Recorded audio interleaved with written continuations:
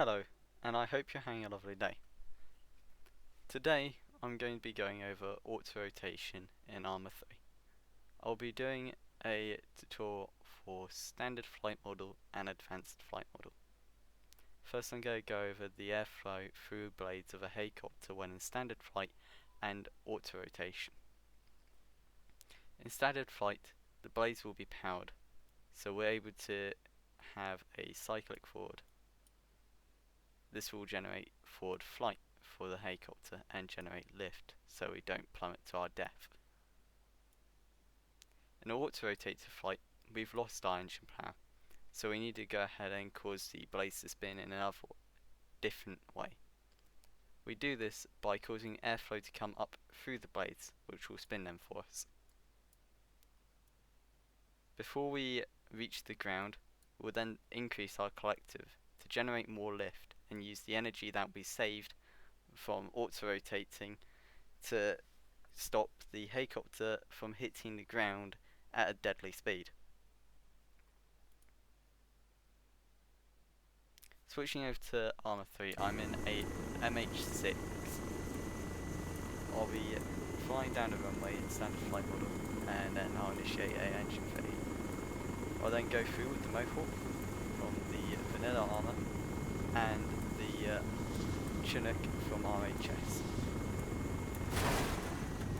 The engine failure is recognised, you need to be holding down your lower collective key and bring the cyclic back to get airflow below the rates. You'll hear the blades start spawning up. Once you start getting near the ground, you need a raised collective. Most people say about approximately 10 meters is good for standard flight model. In my opinion, it's based on the feel of the helicopter. We're going to change around to the vanilla Mohawk now, a medium lift helicopter.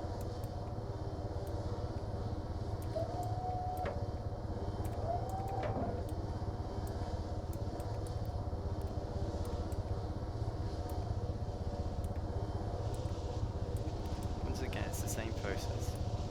When we reach engine failure, what you need to do is hold down the lower collective key in standard flight model.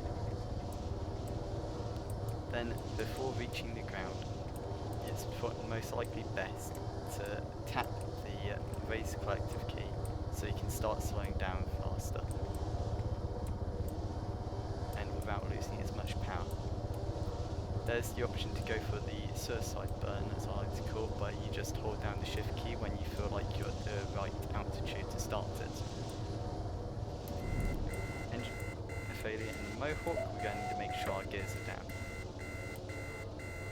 Holding Z and trying to make sure that we've got airflow coming up through the helicopter, we're going to slowly start losing altitude.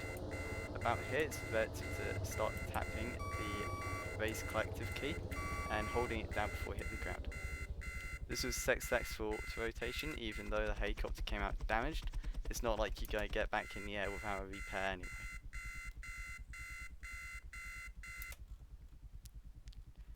Now we're going to change over to the RHS Chinook. The Chinook's got a unique flight pattern in its flight model when we come to tail rotor failures, which will hopefully be in the next video.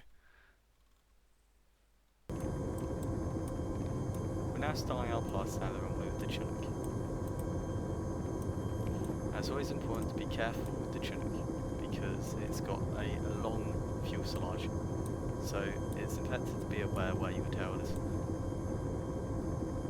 Starting at engine failure, we're going to follow the same procedure we have with all the other aircraft.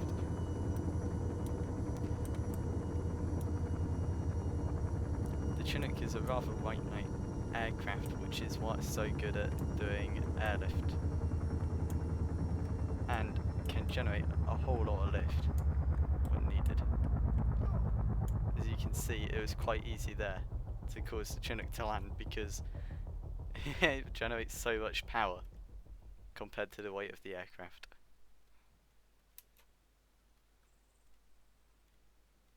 This has been the standard flight model part of the tutorial. I'll be moving on to advanced now.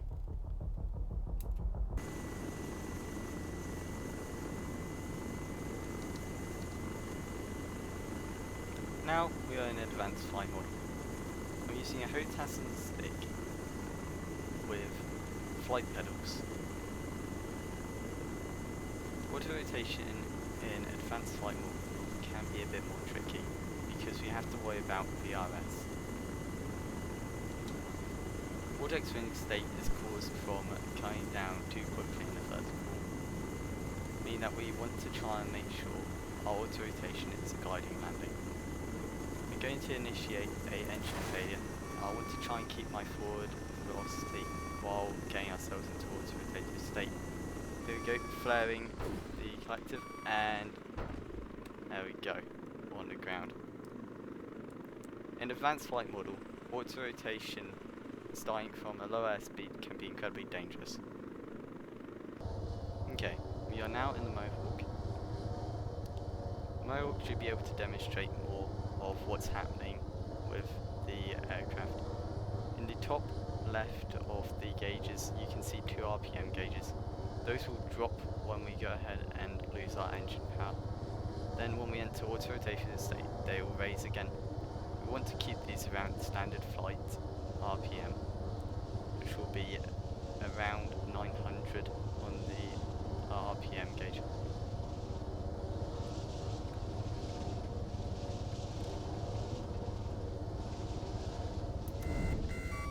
Lowering our collective and bringing our cyclic back. Lowering our gear and letting her come down. Try and go for a glide and landing. Raising collective, and down she comes. It's important to avoid tail strike and make sure that we're going for a glide slope landing. Otherwise you risk going to VRS when you fall too quickly from a vertical one.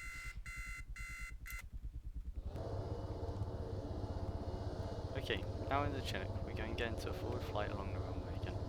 It's very similar to the Mohawk. The Chinook being a lighter fuselage and being able to put out more power means that it's going to be easier to survive from the auto rotation. Losing engine power, we need to make sure we pull back cyclic, and as you can see, you could hear the change in the blades there. On some aircraft, especially modded ones, the RPM gauges may not function. Coming down for a gliding landing and increasing our collective, landing her like a plane.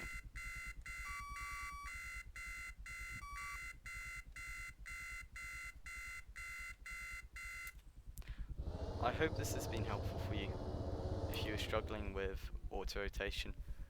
I understand that my delivery may not be the best, and I strongly recommend if you're in standard flight mode you look at Dyslexi's videos on the art of flight. Thank you for watching, and I hope you have a lovely rest of your day.